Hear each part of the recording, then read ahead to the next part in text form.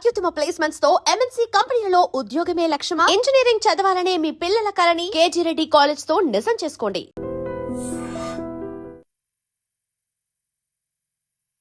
నమస్తే, welcome to I dream talking point with Kavitha.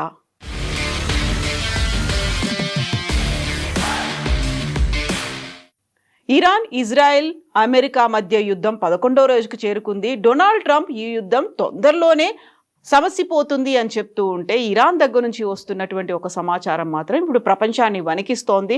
Iran sleeper సెల్స్ని activate చేసింది అనేటువంటి ఒక మాట అదే అమెరికా మీడియా ఇప్పుడు బయటి ప్రపంచానికి గుర్తు చేస్తోంది.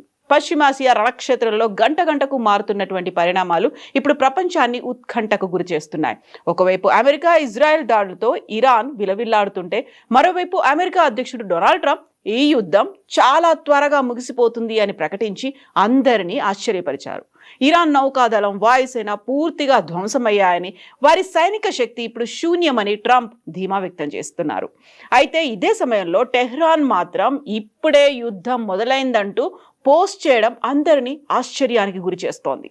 ఉద్రిక్తతలు రోజు రోజుకు పెరుగుతున్నటువంటి నేపథ్యంలో అమెరికా, ఇజ్రాయెల్ సంయుక్త దాడులతో ఇరాన్ అట్టుడుకుతుంటే, తాజాగా ఇరాన్ నుంచి వచ్చిన ఒక రహస్య సంకేతం అంతర్జాతీయ నిఘా వర్గాలను కలవరపెడుతోంది. ఫిబ్రవరి 28న జరిగిన దాడిలో Iran supreme leader Ayatollah Ali Khamenei మరణానంతరం విదేశాల్లో ఉన్నటువంటి ఇరాన్ స్లీపర్ సెల్స్ ని యాక్టివేట్ చేసేందుకు ఇరాన్ ప్రయత్నిస్తోంది అనేటువంటి అనుమానాలు వ్యక్తమవుతున్నాయి. ఇంతకీ ఆ రహస్య సంకేతం ఏంటి? ఎందుకంతలా భయపడుతున్నారు? అమెరికా నిఘా సంస్థలు ఇరాన్ నుంచి ఉద్భవించినట్లుగా భావిస్తున్న కొన్ని ఎన్క్రిప్టెడ్ కమ్యూనికేషన్లను గుర్తించాయి. ఈ సమాచారం సాధారణమైంది కాదని, విదేశాల్లో ఉన్నటువంటి ఇరాన్ గూఢాచారులు లేదా స్లీపర్ సెల్స్ కోసం పంపిన ఆపరేషన్ ట్రిగ్గర్ కావచ్చని ఫెడరల్ అలర్ట్ హెచ్చరికలు జారీ చేసింది. ఈ సందేశాలు ఇంటర్నెట్ లేదా మొబైల్ నెట్వర్క్లను ఉపయోగించకుండా పంపడం గమనార్హం. దీనివల్ల ఇవి ఎటువంటి డిజిటల్ గుర్తులు అంటే డిజిటల్ ఫుట్ ప్రింట్లు వదలకుండా చేరవేసేలా రూపొందించారు. అయితే యుద్ధం కొనసాగుతోంది అనేటువంటి సంకేతం దీనివల్ల వచ్చిందని అర్థమవుతోంది అనేటువంటి వార్తలు వస్తున్నాయి. ఈ సందేశాలు కేవలం ఎవరికైతే అసోసియేట్ అయి ఉన్నాయో వారికి మాత్రమే అర్థమవుతాయని, ఇవి ఒక రకమైన ఆదేశాల వంటివని నిపుణులు చెప్తున్నారు. ఈ సంకేతాలు ఖచ్చితంగా ఎక్కడ అటాక్ జరుగుతుందనే సమాచారాన్ని ఇవ్వకపోయినప్పటికీ, అంతర్జాతీయంగా అనుమానాస్పద రేడియో ఫ్రీక్వెన్సీ కార్యకలాపాలపై నిఘా పెంచాలని నిఘా వర్గాలు ఆదేశించాయి. ఖమేనీ మరణించినప్పటికీ యుద్ధం ఏమాత్రం తగ్గలేదు. 11వ రోజు కూడా కొనసాగుతోంది.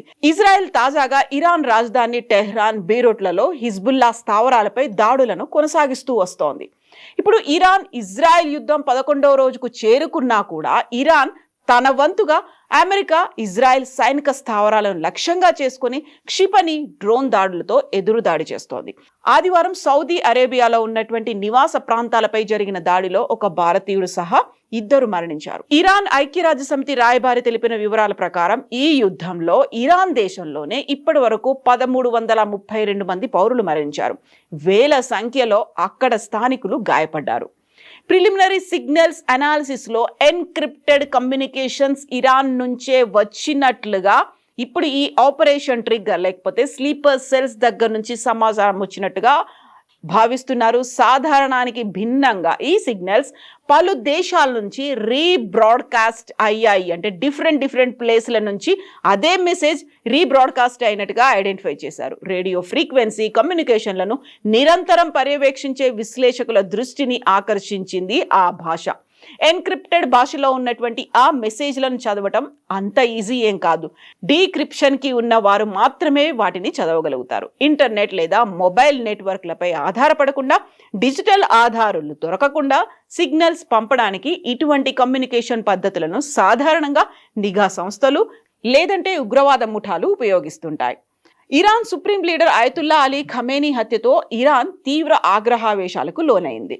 శత్రు దేశాలైనటువంటి అమెరికా, ఇజ్రాయెల్ పైన పగ తీర్చుకోవడానికి సిద్ధమైంది. ఈ నేపథ్యంలోనే స్లీపర్ సెల్స్ ను యాక్టివేట్ చేసినట్లుగా తెలుస్తోంది. ఒక అమెరికన్ మీడియా వెల్లడించినటువంటి వివరాల ప్రకారం ఖమేనీ మృతి తర్వాత ఇరాన్ స్లీపర్ సెల్స్ ను యాక్టివేట్ చేసింది. విదేశాల్లో ఉన్నటువంటి స్లీపర్ సెల్స్ దాడులు చేసేందుకు ప్లాన్ చేశారు. ఇందుకు సంబంధించి ఎన్క్రిప్టెడ్ కమ్యూనికేషన్స్ ను అమెరికన్ ఇంటెలిజెన్స్ ఏజెన్సీలు గుర్తించాయని, అయితే నిఘా వర్గాలు వాటిని సమర్థవంతంగా అడ్డుకున్నాయి అనేటువంటి వార్తలు కూడా వస్తున్నాయి. అయితే డొనాల్డ్ ట్రంప్ చేసినటువంటి ఈ వ్యాఖ్యలతో యుద్ధం ముగింపు దశకు చేరుకుందా అనేటువంటి అభిప్రాయాలు, అంచనాలు కూడా వస్తున్నాయి. పశ్చిమాసియాను వణికిస్తున్నటువంటి ఇరాన్, ఇజ్రాయెల్, అమెరికా యుద్ధం ముగింపు దశకు చేరుకుందా అంటే అవుననే అంటున్నారు అమెరికా అధ్యక్షుడు డొనాల్డ్ ట్రంప్. ఫిబ్రవరి 28వ తేదీ ప్రారంభమైనటువంటి అమెరికా, ఇజ్రాయెల్ దాడులతో ఇరాన్ సైనిక శక్తి పూర్తిగా తుడిచిపెట్టుకుపోయిందని, యుద్ధం చాలా త్వరగా ముగుస్తుందని ఆయన ఆశాభావం వ్యక్తం చేశారు. ఫ్లోరిడాలో ఉన్నటువంటి డోరల్ నేషనల్ గోల్ఫ్ క్లబ్, ఇది డొనాల్డ్ ట్రంప్ కి సొంత గోల్ఫ్ క్లబ్. అక్కడ జరిగినటువంటి మీడియా సమావేశంలో ట్రంప్ ఈ కీలక వ్యాఖ్యలు చేశారు. ఇరాన్ వద్ద ఏమీ మిగల్లేదు, తమ 11 రోజుల యుద్ధంతో అంతా కంప్లీట్ అయిపోయింది అనేటువంటి మాటని ట్రంప్ అన్నారు. ఇరాన్ సైనిక సామర్థ్యంపై ట్రంప్ స్పందించారు. వారి వద్ద ఇప్పుడు ఏమీ మిగల్లేదు, నౌకాదళం లేదు, కమ్యూనికేషన్ వ్యవస్థ ధ్వంసమైంది, వాయుసేన ఉనికి కోల్పోయింది, చివరికి డ్రోన్ల తయారీ కేంద్రాలు కూడా నేలమట్టమయ్యాయి. సైనిక పరంగా చూస్తే ఇరాన్ చేతులెత్తేసింది అనే మాట ట్రంప్ ఉపయోగించారు. మొదట్లో ఈ యుద్ధం 4-5 వారాల పాటు కొనసాగుతుందని ట్రంప్ అంచనా వేశారు. ఇక రక్షణ శాఖ మంత్రి అయితే సెప్టెంబర్ దాకా కొనసాగుతుంది అని చెప్పినప్పటికీ కూడా చాలా ముందుగానే లక్ష్యాలను చేరుకున్నామని ట్రంప్ అంటున్నారు. ఈ ప్రకటన వెలువడిన వెంటనే అంతర్జాతీయ స్టాక్ మార్కెట్లు లాభాల్లోకి వెళ్తే చమురు ధరల్లో కొంత స్థిరత్వం కనిపించింది. ఇక దీంతో పాటుగా ట్రంప్ ఇంకొక మాట కూడా అన్నారు. ఒకవేళ ఇరాన్ కనుక ఏ ఒక్క చిన్న పొరపాటు చేసినా కోలుకోలేనంత దెబ్బతింటారు అనేటువంటి ఒక హెచ్చరిక కూడా ఆయన జారీ చేశారు. యుద్ధం ముగిసిందని చెబుతూనే ఇరాన్ పాలకులకు ట్రంప్ తీవ్ర హెచ్చరికలు జారీ చేశారు. ప్రపంచ ఆర్థిక వ్యవస్థకు కీలకమైన హర్మూజ్ జలసంధి ద్వారా చమురు సరఫరాను అడ్డుకోవాలని చూస్తే ఊహించని స్థాయిలో దాడులుంటాయని హెచ్చరించారు. ఒకవేళ ఇరాన్ ఇలాంటి ప్రయత్నం చేస్తే మేము వారిని ఎంత దారుణంగా కొడతామంటే ఆ ప్రాంతం మళ్లీ కోలుకోవడానికి కొన్ని దశాబ్దాలు పడుతుంది అని స్పష్టం చేశారు. ఇరాన్ విద్యుత్ గ్రిడ్ వంటి కీలక లక్ష్యాలను తాము తదుపరి దాడుల కోసం సిద్ధంగా ఉంచామని ఒక బాంబు కూడా పేల్చారు. అంటే ఇరాన్లో ఉన్నటువంటి న్యూక్లియర్ ప్లాంట్లే టార్గెట్గా తమ భవిష్యత్తు ప్రణాళిక ఉండబోతోంది అని ట్రంప్ చెప్తున్నారు. ఒకవైపు ఇలాంటి మాటలు అంటూనే రష్యాతో కూడా చర్చలు కొనసాగించే విషయం గురించి చెప్పారు.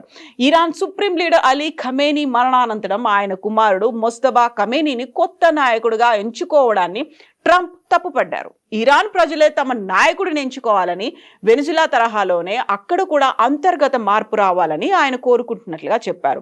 ఇదే అంశంపై రష్యా అధ్యక్షుడు పుతిన్తో తాను ఫోన్లో కూడా మాట్లాడానని ట్రంప్ చెప్తున్నారు.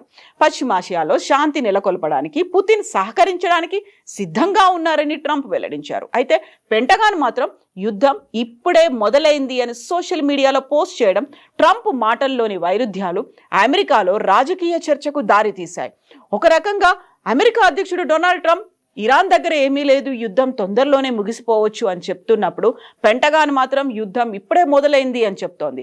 బట్ ఇరాన్ వైపు నుంచి స్లీపర్ సెల్స్ ని యాక్టివేట్ చేస్తున్నారు అనేటువంటి మాటతో పాటుగా ఇరాన్లో ఉన్నటువంటి న్యూక్లియర్ ప్లాంట్ల మీద కూడా అటాక్ చేయడానికి మేము రెడీగా ఉన్నాము అంటూ ఇంకొక హెచ్చరికని ట్రంప్ జారీ చేయడం, ఇక్కడే పరస్పర వైరుధ్యంగా ఉండేటువంటి స్టేట్మెంట్లు బయటపడుతున్నాయి. అందులోనూ ఇరాన్ కూడా ఇప్పటికీ కూడా తగ్గట్లేదు, తలొగ్గట్లేదు. 11వ రోజు కూడా కొనసాగుతూనే ఉన్నాయి దాడులు అనేది. దీంతో పాటుగా యునైటెడ్ అరబ్ ఎమిరేట్స్ కి సంబంధించి అక్కడి నుంచి కూడా ఒక వార్త వస్తోంది, మధ్యవర్తిత్వం చేయాలి. మోదీ కనుక ఒక్క ఫోన్ కాల్ చేస్తే, ఇరాన్ అండ్ ఇజ్రాయెల్లో ఉన్నటువంటి దేశాధినేతలకు కాల్ చేస్తే ఈ యుద్ధం ఆగిపోతుంది అనే మాటని, ఒక ఆశాభావాన్ని యునైటెడ్ అరబ్ ఎమిరేట్స్ కూడా వ్యక్తం చేసింది. యాక్చువల్గా ఈ యుద్ధం ఎంతకాలం కొనసాగుతోంది, ఎవరెవరు ఎలాంటి స్ట్రాటజీస్, అంచనాలతో ముందుకెళ్తున్నారు, మీరేమనుకుంటున్నారో కామెంట్స్ రూపంలో తెలియజేయండి.